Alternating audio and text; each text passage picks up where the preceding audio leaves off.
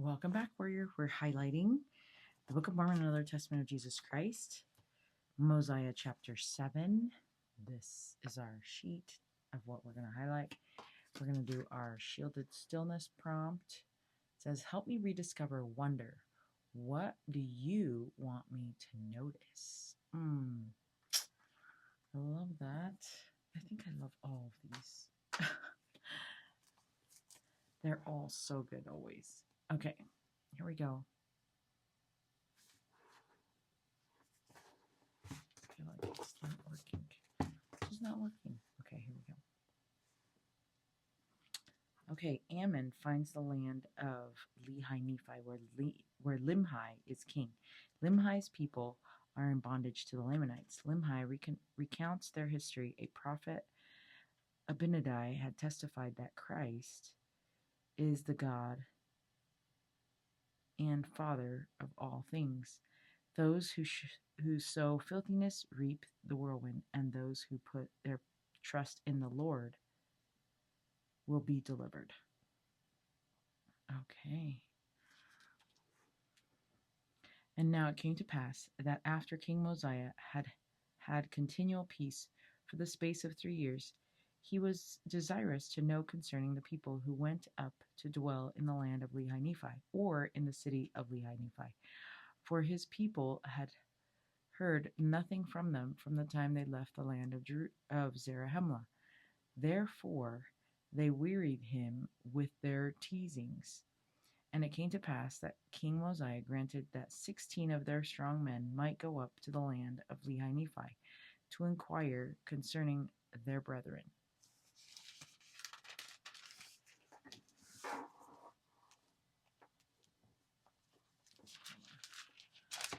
I have this bookmark in here. And it came to pass that on the morrow they started to go up, having with them one Ammon, he being a strong and mighty man, and a descendant of Zarahemla, and he was also their leader. And now they knew not the course they should travel in the wilderness to go up to the land of Lehi Nephi. Therefore they wandered many days in the wilderness, even 40 days did they wander. And when they had wandered 40 days, they came to a hill which is north of the land Shiloh, and there they pitched their tents. And Ammon took 3 of his brethren, and their names were Amaleki, Helam, and Hem, and they went down into the land of Nephi. And behold, they met the king of the people who were in the land of Nephi, and in the land of Shiloh, and they were surrounded by the king's guard, and were taken and were bound, and were committed to prison.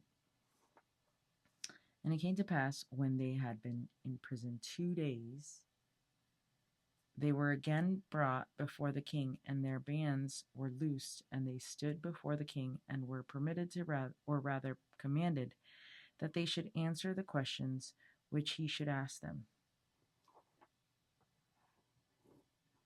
And he said unto them, Behold, I am Limhi, the son of Noah, who was the son of Zeniff, who came up out of the land of Zarahemla to inherit this land, which was the land of their fathers, who was made a king by the voice of the people.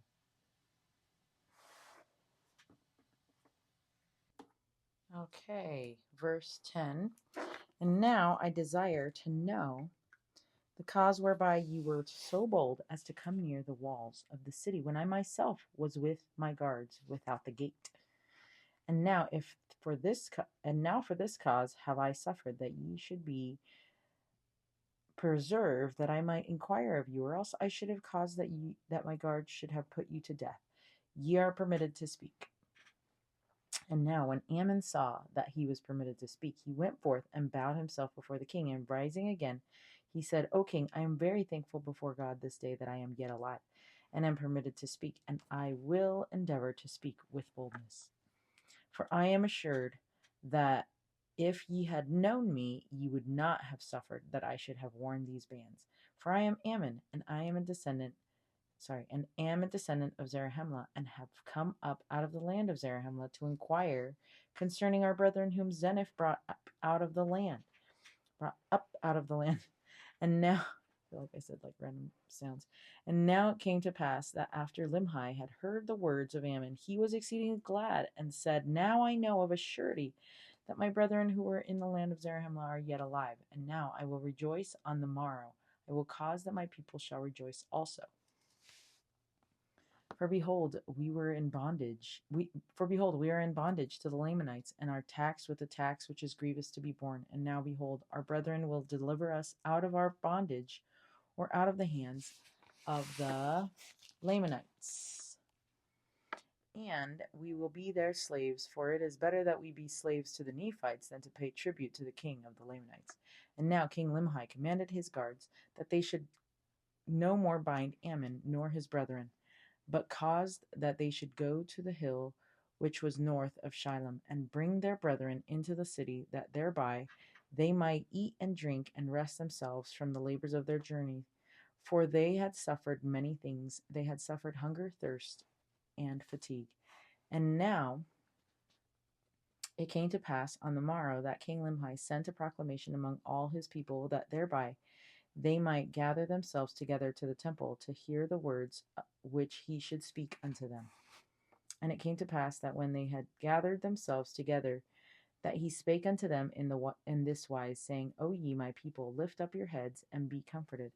For behold, the time is at hand, or is not far distant, when we shall no longer be in subjection to our enemies, notwithstanding our many strugglings, which have been in vain. Yet I trust there remaineth an effectual struggle to be made.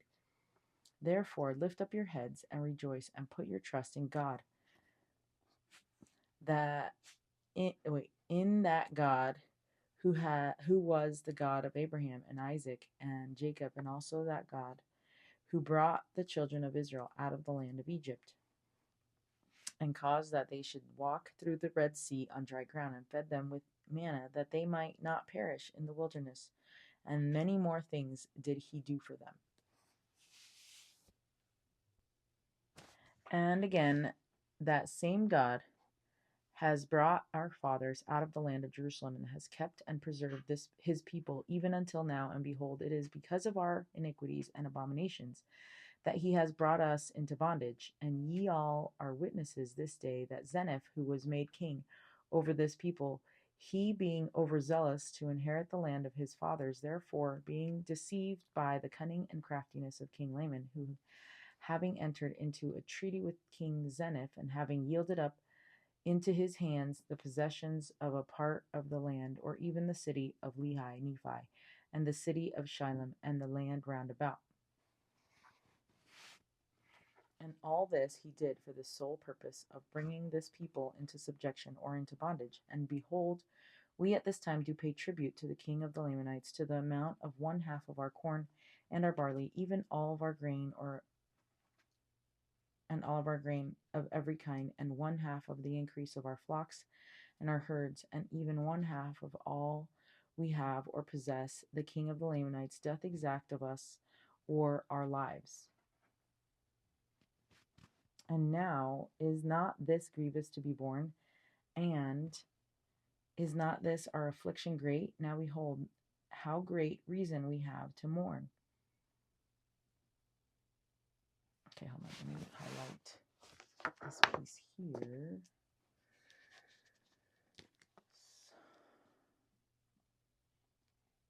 Purpose. Okay, so that is something the adversary would do.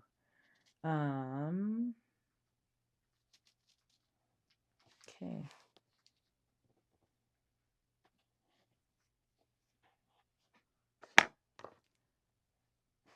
Okay, verse 24. Yea, I say unto you, great are the reasons which we have to mourn, for behold, how many of our brethren have been slain, and their blood has been spilt in vain, and all because of iniquity. Okay, so brethren have been slain, blood spilt in vain, iniquity.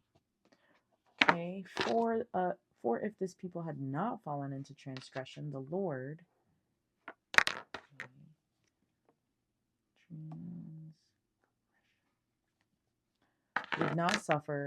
would not have suffered that this great evil should come upon them. But behold,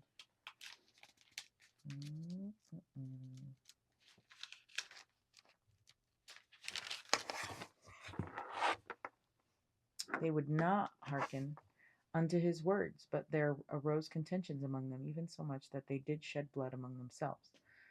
Okay, hold on. This is good. This is good. Not hearken to his words, and then contentions. And the prophet of the Lord have they slain, yea, a chosen man of God, who told them of their wickedness and abominations, and prophesied of many things which are to come, yea, even the coming of Christ. And because, hold on a second, wickedness, abominations, and because he said unto them that Christ was the God, the Father of all things, and said that he should take upon him the image of man, and it should be the image after which man was created in the beginning. Or, in other words, he said that man was created after the image of God, and that God should come down among the children of men and take upon him flesh and blood, and go forth upon the face of the earth. And now, because he said this, he did put him to death, and many more things did they do, which brought down, which brought down the wrath of God upon them. Therefore, who wondereth that they are in bondage, and that they are smitten with sore afflictions? For behold, the Lord hath said, I will not succor my people in the day of their transgression, but I will hedge up their ways, that they prosper not, and their doings shall be as a stumbling block before them. And again he saith, if my people shall sow filthiness, they shall reap the chaff thereof in the whirlwind, and the effect thereof is poison. And again he saith, if my people shall sow filthiness, they shall reap the east wind, which bringeth immediate destruction. And now, behold, the promise of the Lord is fulfilled, and ye are smitten and afflicted. But if ye will turn to the Lord with full purpose of heart, and put your trust in him, and serve him with all diligence of mind, if ye do this, he will, according to his own will and pleasure, deliver you out of bondage. Okay, now we're going to do our reverse highlighting.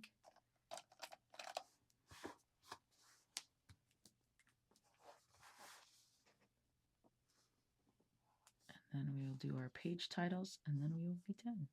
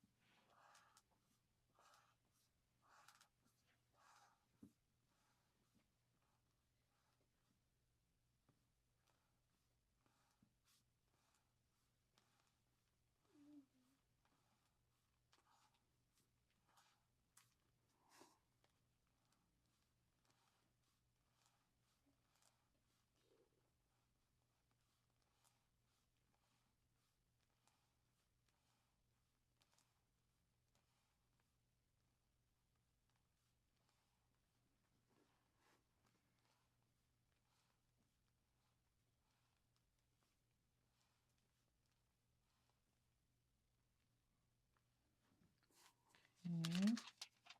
Verse 25 also needs to be highlighted.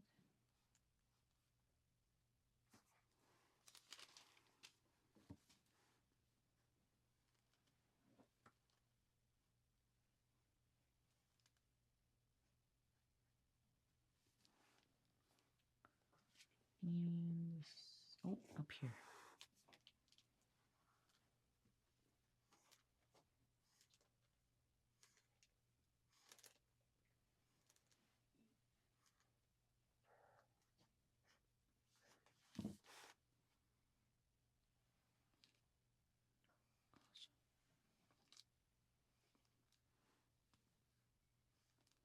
Okay, I think this is going to be it.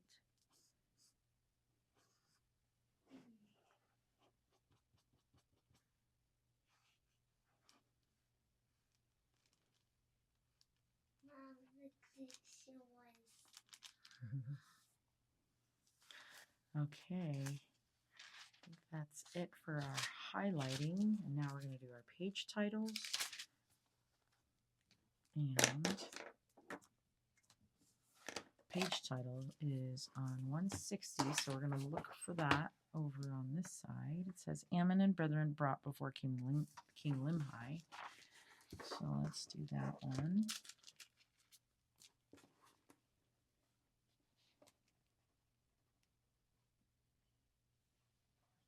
I don't know how to spell. And brethren